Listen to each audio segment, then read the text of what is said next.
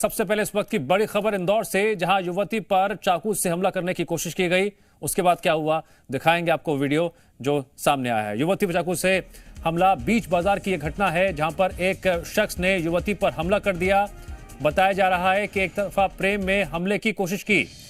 Police ने चाकू सहित आरोपी को गिरफ्तार कर लिया है। वो फुटेज भी देख लीजिए जिसमें किस तरह से एक शख्स पहले बात कर रहा है, लड़की उसे समझा रही है, बात कर रही है, लेकिन शख्स अपने हाथ में चाकू लिए उसे धमका रहा है और लड़की चिल्लाने लगती है। और देखिए किस तरह से चाकू से हमला करने की कोशिश करता है। लड़की हाथ लगाकर उसे रोकने की कोशिश करती है, लेकिन उसके बावजूद भी यह शख्स लगातार हमला करने की फिराक में रहता है। ये देखिए, जी मीडिया संवाददाता शताब्दी जुड़ गए हमारे साथ इस खबर पर और अधिक जानकारी के लिए। शताब्दी, वीडियो में हम देख रहे हैं एक शख्स लड़की के सामने खड़े होकर धमका रहा है, हाथ में चाकू है। क्या है पूरा मामला ये? जी दिव्यांश, मैं आपको बताना चाहूंगी, इंदौर में दिन दहाड़े युवती पर चाकू से हमले का मामला सामने आया है। युवती ने ली थी थाने की शरण, पुलिस को बताई घटना। इस दौरान वहां मौजूद लोगों ने ये वीडियो बनाया है जो तेजी से वायरल हो रहा है। पुलिस ने तुरंत की कार्रवाई, चाकू सहित आरोपी को किया है गिरफ्तार। युवक जगजीवन रामनगर का रहने वाला है, 27 वर्षीय भरत सिंह कछावा बताया गया है। ठीक है शताब्दी, ये आरोपी शख्स को जिसको पकड़ा गया है उसकी कोई आपराधिक रिकॉर्ड भी है पहले क्या? फिलहाल आपराधिक रिकॉर्ड सामने नहीं आए हैं। मौके पर मौजूद लोगों ने जो जिस तरीके से वीडियो बनाया है, पुलिस पूरी तफ्तीश में जुट गई है। आरोपी को गिरफ्तार भी कर लिया गया है। MIB थाने की ये घटना है पूरा। हम तस्वीरों में देख रहे हैं कि यह शख्स लगातार युवती को धमका रहा है। आसपास के लोग वीडियो तो बना रहे हैं लेकिन कोई बीच बचाव करने नहीं आता है। क्या लोग डरे हुए थे? वहां पर क्या हुआ था? वाकई में ये जो घटना है, ये इससे एक समाज का दूसरा चेहरा भी उजागर होता है कि महिला पर दिन दहाड़े चाकू से हमला किया जाता है, लेकिन लोग वीडियो बना रहे हैं और लेकिन बीच बचाव के लिए कोई नहीं आता। पुलिस भी कार्रवाई कर रही है और पुलिस कार्रवाई में 25 आर्म्स एक्ट के तहत कार्रवाई की गई है।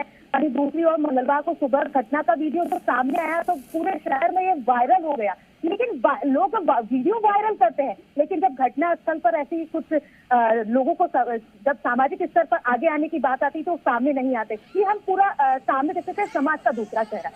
ठीक है शताब्दी, बना रहे हमारे साथ, जरा वीडियो देखिए। ये वो शख्स है जो युवती से एक तरफा मोहब्बत करता था, लेकिन इसके सिर पर सनक इस कदर सवार हो गई कि बीच बाजार जब उसने युवती को देखा, उसके सामने आकर खड़ा हो गया। उसके हाथ में चाकू था, चाकू से उसने हमला करने की कोशिश की। लड़की उसे लगातार समझा रही है, लेकिन ये शख्स मानने को तैयार नहीं है। एक बार को तो शांत खड़ा हो गया, लेकिन उसके बाद दोबारा चाकू से हमला करने की धमकी देता है, कोशिश करता है। युवती के साथ उसकी महिला फ्रेंड भी खड़ी है, वो भी उसे मनाने की कोशिश करती है, लेकिन उसके बावजूद भी यहाँ हम देख रहे हैं ये शख्स मानने को तैयार नहीं है। इस घटना में एक और पहलू यह है कि यहाँ पर खड़े लोगों में से किसी एक ने भी आगे बढ़कर युवती को बचाने की कोशिश नहीं की, इस शख्स को समझाने की कोशिश नहीं की। ये लगातार युवती को इसी तरह से धमकाता रहा। बहरहाल पुलिस ने इस शख्स को गिरफ्तार कर लिया है, इसके पास चाकू बरामद कर लिया गया है। ऐसे मामले कहीं ना कहीं महिलाओं की सुरक्षा को लेकर भी गंभीर सवाल खड़े करते हैं। शताब्दी, जानकारी के लिए आपका शुक्रिया। सोनिया गांधी से ईडी की पूछताछ के विरोध में इंदौर में युवा कांग्रेस के कार्यकर्ताओं ने प्रदर्शन किया। कार्यकर्ता ईडी के दफ्तर पहुंचे और दफ्तर के बोर्ड पर कालिक पोतने की कोशिश की। प्रदर्शन के दौरान यूथ कांग्रेस के कार्यकर्ताओं और पुलिस के बीच हाथापाई भी हो गई। पुलिस ने कुछ कार्यकर्ताओं को जमकर पीटा और कुछ को हिरासत में ले लिया। देखिए यूथ कांग्रेस का प्रदर्शन। सोनिया गांधी से ईडी की पूछताछ को लेकर देश के अलग अलग शहरों में लगातार प्रदर्शन हो रहे हैं, दिल्ली से लेकर मध्य प्रदेश तक। और मध्य प्रदेश के इंदौर की तस्वीरें हम आपको दिखा रहे हैं, जहां पर युवा कांग्रेस के कार्यकर्ताओं ने प्रदर्शन किया, ईडी के दफ्तर पहुंच गए और दफ्तर के बोर्ड पर कालिक पोतने की कोशिश की। नेता आदरणीय सोनिया गांधी जी को निरंतर ईडी द्वारा बुलाया जा रहा है, जो भारतीय जनता पार्टी के निर्देश पे काम कर रही है। तो जनता को भी पता लगना चाहिए, ईडी दफ्तर नहीं है, ये भारतीय जनता पार्टी का कार्यालय है। ये भारतीय जनता पार्टी का कार्यालय है, उसका नामकरण करने आज यूथ कांग्रेस आई थी और जो हमने सफलतापूर्वक ईडी के बोर्ड पे भारतीय जनता पार्टी का कार्यालय का स्टिकर वहाँ पे चिपकाया है। मेरे सभी साथियों को पुलिस द्वारा बहुत बुरी तरीके से मारा गया, हमारे कुछ साथी गिरफ्तार हुए हैं। इस तरीके की तानाशाही भारतीय जनता पार्टी कांग्रेस अध्यक्ष सोनिया गांधी से ईडी की पूछताछ के विरोध में यूथ कांग्रेस के कार्यकर्ताओं ने भोपाल में भी प्रदर्शन किया। कांग्रेस कार्यकर्ताओं ने ईडी दफ्तर पहुंचकर नारेबाजी की। यूथ कांग्रेस ने ईडी के दफ्तर पर बीजेपी का पोस्टर भी लगा दिया। उनका कहना था कि जांच एजेंसियां निष्पक्ष होकर काम नहीं कर रही हैं, विपक्ष की आवाज को दबाया जा रहा है।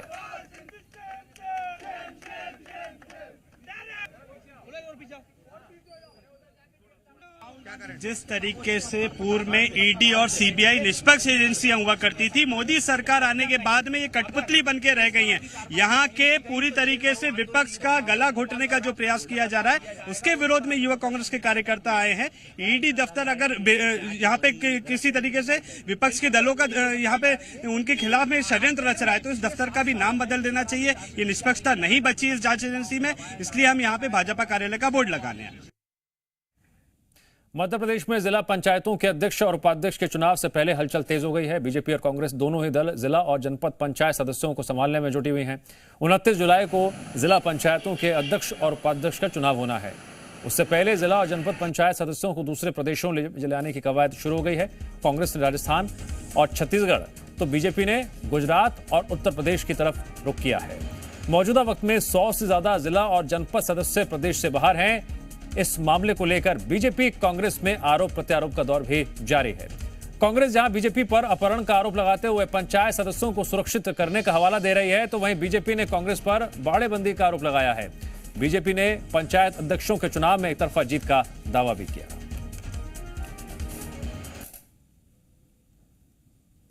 भारतीय जनता पार्टी तो उनको रास्ते से अगवा करने के लिए तैयार है। भारतीय जनता पार्टी से खबरें इस प्रकार की हैं कि उनको धमकी दी जा रही है, किसी को बुलडोजर दिखाया जा रहा है, किसी को लोभ लालच दिखाया जा रहा है, और जो इन सब फेरों में नहीं आ रहा उसको अगवा करने की कोशिश की जा रही है। इसलिए हम पूरी तरह सजग हैं और सत्ता की लूट नहीं होने देंगे। भारतीय जनता पार्टी को इस तरीके से जनादेश को हड़पने नहीं देंगे, और जो महात्मा गांधी और राजीव गांधी जी का सपना था उसको साकार करके ग्राम स्वराज के सपने को साकार करेंगे। भारतीय जनता पार्टी बहुमत के साथ में अध्यक्ष और उपाध्यक्ष बना रही है, सर्वाधिक जिलों में बना रही है। कांग्रेस के पास में हार के सिवाय कुछ है नहीं, इसलिए जोड़ जुगाड़ तोड़ फोड़ संबंध संपर्क बनाने की कोशिश जरूर वो करने में लगे हुए हैं। उल्टा आरोप भाजपा पर लगा रहे हैं। ये कितने भी जोड़ जुगाड़ कर लें, यहाँ वहाँ से उठाधराई कर लें, लेकिन होने जाने वाला कुछ नहीं है। ना बाड़ेबंदी ना आड़ेबंदी, केवल यहाँ भारतीय जनता पार्टी के कमल निशान के साथ में खड़े हुए जो कार्यकर्ता हैं वही चुनकर अध्यक्ष और उपाध्यक्ष पर आने वाले हैं। देश आज करगिल विजय दिवस मना रहा है, करगिल की विजय गाथा को याद कर रहा है। खास मौके पर मुख्यमंत्री शिवराज सिंह चौहान ने भी शहीदों को श्रद्धांजलि दी। भोपाल के शौर्य स्मारक पहुंचकर उन्होंने शहीदों को नमन किया, श्रद्धा सुमन अर्पित किए। इस दौरान सीएम शिवराज ने जगदम्बा प्रसाद मिश्र हितैषी की कविता की पंक्तियों को दोहराते हुए कहा कि शहीदों के चिताओं पर लगेंगे हर बरस मेले, वतन पर मरने वालों का यही बाकी निशा होगा। उनके चरणों में भी श्रद्धा सहित नमन करता हूं। उनकी वीरता को, अदम्य साहस को, उनके शौर्य को ये देश सदैव याद रखेगा। शहीदों की चिताओं पर लगेंगे हर बरस मेले, वतन पर मरने वालों का यही बाकी निशा होगा। उनके चरणों में प्रणाम। प्रदेश के कॉलेजों में यूजी पीजी की 3 लाख सीट खाली है। एडमिशन के लिए काउंसलिंग का चौथा राउंड भी जारी है। अब तक सिर्फ 40,000 छात्रों ने रजिस्ट्रेशन कराया है। यूजी में 2 लाख और पीजी में 1 लाख सीट अभी भी खाली है। एडमिशन के लिए 29 जुलाई तक रजिस्ट्रेशन होने हैं।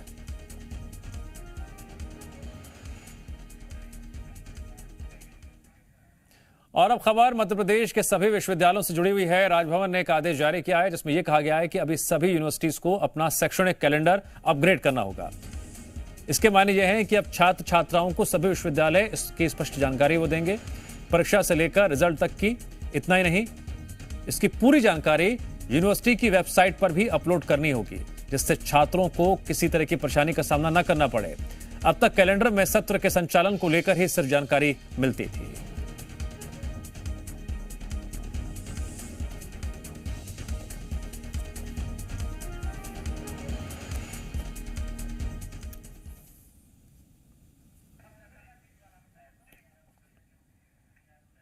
खरगोन में खाद की कालाबाजारी को लेकर जिला प्रशासन एक्शन में नजर आ रहा है। कालाबाजारी करने वाले 2 लोगों पर पुलिस ने एफआईआर दर्ज कर ली है।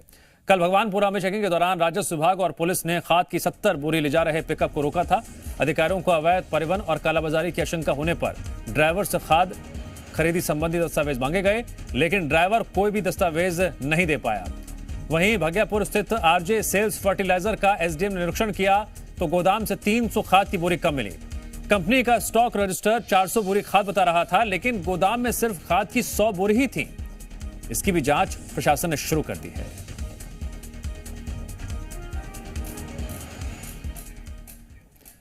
रायसेन के सराफा व्यापारी धनराज सोनी ने आत्महत्या कर ली है। इससे पहले अप्रैल में व्यापारी के बेटे, बहू और पोते ने खुदकुशी कर ली थी।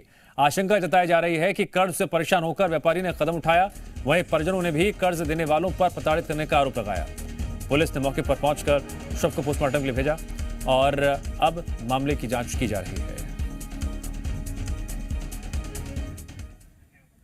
उमरिया में बिजली का करंट लगने से हुई युवक की मौत से नाराज ग्रामीणों ने सड़क पर प्रदर्शन किया। ग्रामीणों ने बिजली विभाग पर लापरवाही का आरोप लगाया। लोगों के अनुसार ट्रांसफार्मर से गांव तक बिजली पहुंचाने वाली केबल पिछले 4 महीने से खराब पड़ी है। ग्रामीण सीधे ट्रांसफार्मर से बिजली कनेक्शन जोड़ लेते थे। आरोप है समय पर बिजली की केबल न बदले जाने की वजह से यह हादसा हुआ। आक्रोशित ग्रामीणों ने सड़क मार्ग पर जमकर प्रदर्शन किया।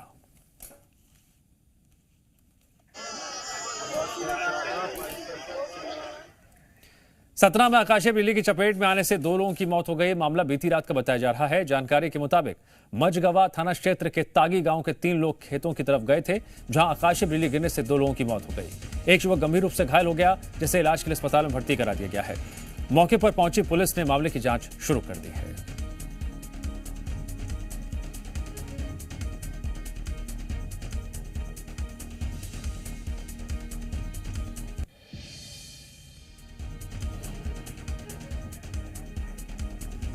सतना के अमरपाटन थाना क्षेत्र में तेज रफ्तार पिकअप पलटने से हादसा हो गया, जिसमें सवार 29 लोग घायल हो गए। 8 की हालत गंभीर है। बताया जा रहा है नई गाड़ी रीवा से ये सभी मुंडन संस्कार में शामिल होने के लिए जा रहे थे, तभी रास्ते में ड्राइवर की आंख लगने से यह हादसा हो गया। सभी घायलों को इलाज के लिए सामुदायिक स्वास्थ्य केंद्र अमरपाटन में भर्ती कराया गया है।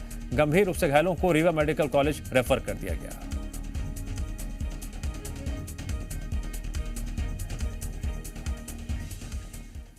भोपाल में क्राइम ब्रांच ने लंबे समय से फरार चल रहे एक शातिर चोर को गिरफ्तार कर लिया है। क्राइम ब्रांच के मुताबिक पकड़े गए आरोपी पर लूट, धोखाधड़ी समेत कई मामले दर्ज हैं।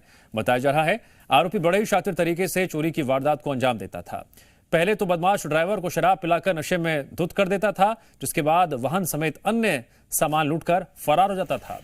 पुलिस ने आरोपी के कब्जे से चोरी के ट्रैक्टर ट्रॉली, 2 बाइक समेत 10 लाख कैश भी बरामद किए हैं।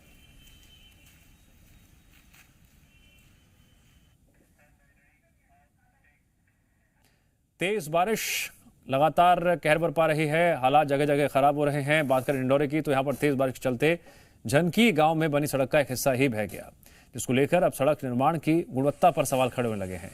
1.5 साल पहले इस सड़क का निर्माण कराया गया था, लेकिन पहली बारिश में ही सड़क का एक हिस्सा बह गया।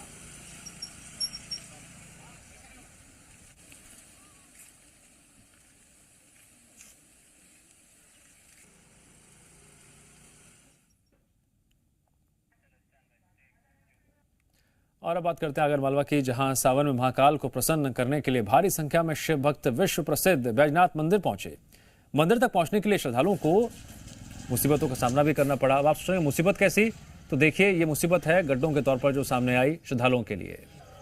श्रद्धालुओं को इन्हीं गड्ढायुक्त सड़कों से गुजरना पड़ा। दरअसल आगर कोटा मार्ग से 1 किलोमीटर अंदर बाबा बैजनाथ का मंदिर स्थित है। 1 किलोमीटर का यह रास्ता अपनी बदहाली पर आंसू बहा रहा है। सड़क पर बड़े बड़े गड्ढे हैं। इन गड्ढों में बरसात का पानी जमा हो गया है। ग्रामीणों ने जनप्रतिनिधियों और प्रशासन पर क्षेत्र की अनदेखी करने का आरोप लगाया है। ये रोड बहुत खराब है। वाकई में इसमें इतने गड्ढे पड़े हुए हैं कि कम से कम प्रशासन को इस बात पर ध्यान देना चाहिए विशेष रूप से कि भाई हम क्या कर रहे हैं। मतलब कोई गिर रहा है, कोई पड़ रहा है और इस तरह शासन का ध्यान ही नहीं है। मैं शासन से विशेष निवेदन करना चाहता हूं कि जब मंदिर की सारी व्यवस्था आपके जुम्मे है, सवारी निकालने की व्यवस्था आपके जुम्मे है, तो भक्त मंडल को जो परेशानी हो रही है इसको आप कब दूर करेंगे बताओ। ये बहुत ही ज्यादा खराब है। आए दिन कावड़ी आते हैं, मोटरसाइकिल वाले आते हैं, गड्ढे इतने हो रहे हैं कि बहुत सारे, मतलब 1-2 घंटे में तो कोई ना कोई गिर ही जाता है। शासन प्रशासन का कोई ध्यान नहीं है। मध्य प्रदेश में मौसम विभाग ने भारी बारिश का अलर्ट जारी किया है। प्रदेश के 2 संभाग समेत 6 जिलों में भारी बारिश के आसार जताए जा रहे हैं। विशेषज्ञों की माने तो शहडोल और चंबल संभाग में तेज हवा के साथ बारिश की चेतावनी जारी की गई है। इसके साथ ही बैतूल, विदिशा, सीहोर, मंडला, बालाघाट, सिवनी में भी मूसलाधार बरसात का अनुमान लगाया गया। वहीं कुछ हिस्सों में बिजली गिरने की भी आशंका है।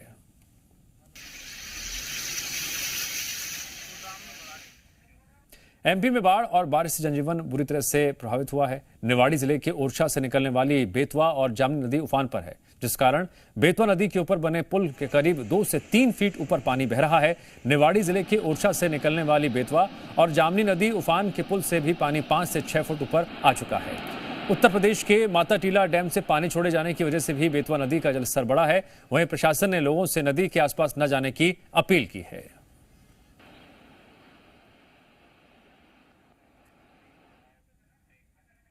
मध्य प्रदेश में आफत की बारिश के बीच राहत की खबर है। मौसम वैज्ञानिकों के मुताबिक एमपी में कल से अगले 5 दिनों तक बारिश का दौर थमा रहेगा। हालांकि इस बीच कुछ जगहों पर हल्की बारिश की संभावना बनी रहेगी। विशेषज्ञों की माने तो अगर प्रदेश में भारी बारिश का दौर बना रहता है तो बाढ़ जैसे हालात देखने को मिल सकते हैं। ये सिलसिला कब तक रहेगा? अभी क्या लगता है कि कब तक भारी बारिश का दौर चलता रहेगा? देखिए, ये भारी बारिश का दौर केवल आज तक है। कल से बारिश से राहत मिलेगी। पूर्वी मध्य प्रदेश, पश्चिमी मध्य प्रदेश, दोनों क्षेत्र को, दोनों सब डिवीजन को कल से भारी बारिश से राहत मिलेगी। वर्षा के दौर चलते रहेंगे, कहीं हल्के से मध्यम वर्षा होती रहेगी, लेकिन जो भारी बारिश का सिलसिला पिछले 8 से 10 दिनों से हो रहा था, उसमें थोड़ी सी जरूर कमी आएगी। और जो दिन में बादल छाए हुए हैं, वो बादल भी थोड़े देर के लिए, थोड़े समय के लिए हट सकते हैं, धूप निकल सकती है। तो अभी ये जो बादलों का ये एक स्थायी नहीं होते हैं, ये बादल तो मूव करते रहते हैं, जो हर घंटों में अपडेट होता रहता है पिक्चर। तो यही बारिश, ये जो बादल है, ये मूव होकर के ईस्ट एमपी तक आने की संभावना है, जिसके कारण आज हम शाम तक देखेंगे कि ये शहडोल डिवीजन के जो जिले हैं और जो सिवनी, मंडला, बालाघाट, छिंदवाड़ा, ये जो जिले हैं, यहाँ पर भारी बारिश कहीं कहीं हो सकती है। इसलिए ये बादल मूव होकर के जब यहाँ पहुंचेंगे शाम तक, तो हम ये उम्मीद कर रहे हैं कि यहाँ पे भारी बारिश हो सकती है। भोपाल में मौसम साफ रहेगा? देखिए, भोपाल में बादल बने रहेंगे और हल्की बारिश होती रहेगी। कभी कभी फुहार की भी स्थिति देखने को मिलेगी, जो सावन के महीने में आमतौर पर कहा जाता है कि फुहारें चलती हैं, फुहार होती है, तो रिमझिम मौसम रहेगा। तो देखिए, कल से जो भारी बारिश का दौर है, उससे थोड़ी सी राहत जरूर मिलेगी, लेकिन अगर हल्की से मध्यम बारिश भी होती है तो निचले इलाकों में जल जमाव की स्थिति उत्पन्न हो सकती है। 31 जुलाई के बाद एक बार फिर से प्रदेश में भारी बारिश का दौर शुरू होगा। अतुल जैन के साथ आकाश द्विवेदी, जी मीडिया, भोपाल। राजधानी भोपाल में राहत की बारिश कुछ लोगों के लिए आफत बनती जा रही है। लगातार हो रही बारिश से बड़े तालाब का जलस्तर बढ़ा हुआ है, जिसकी वजह से शहर के निचले इलाके खतरे में आ गए हैं। कलेक्टर ने एहतियातन कुछ इलाकों को खाली भी कराया है। वहीं कुछ इलाकों में जलभराव की स्थिति है। दामखेड़ा बस्ती से भी लोगों को सुरक्षित जगहों पर शिफ्ट किया गया है। देखिए, नालों पे जो अतिक्रमण है वो तो एक विषय है ही, but at the same time मैं आपको ये बताना चाहूँगा कि waterlogging is very temporary and only when, जब बहुत कम समय में बहुत ज़्यादा बारिश भोपाल को देखने को मिलती है। But yes, additional storm water drainage की भी रिक्वायरमेंट भोपाल में है, जिसको हम फेज़ 2 में केटर कर रहे हैं।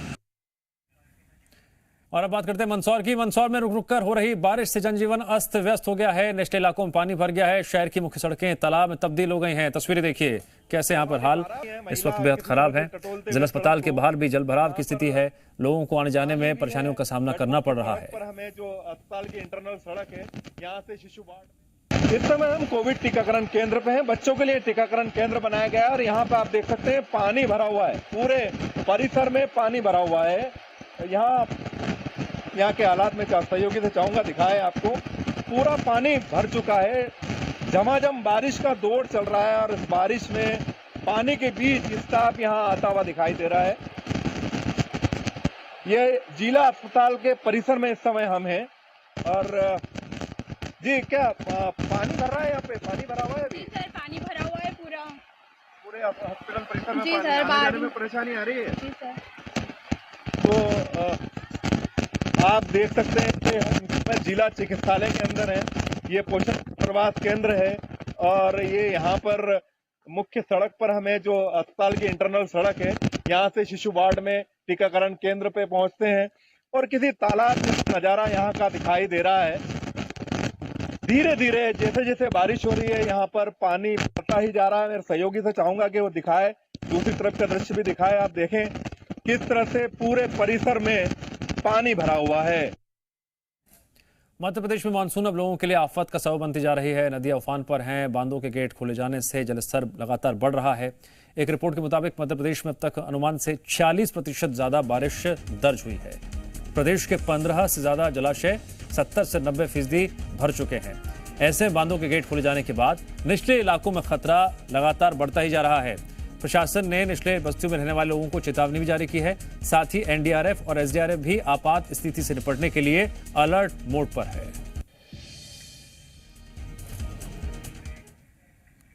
शिवपुरी के मड़ीखेड़ा डैम में पानी का स्तर बढ़ने के बाद आज 2 गेट खोल दिए गए हैं। बांध के 2 गेटों से सिंध नदी में करीब 200 क्यूसेक पानी छोड़ा जा रहा है। गेट खोलने के बाद निचले इलाकों में चेतावनी जारी की गई है। प्रशासन ने ग्रामीणों को सिंध नदी के आसपास नहीं जाने की हिदायत दी है। इसके साथ ही रेस्क्यू टीमों को भी अलर्ट कर दिया गया है।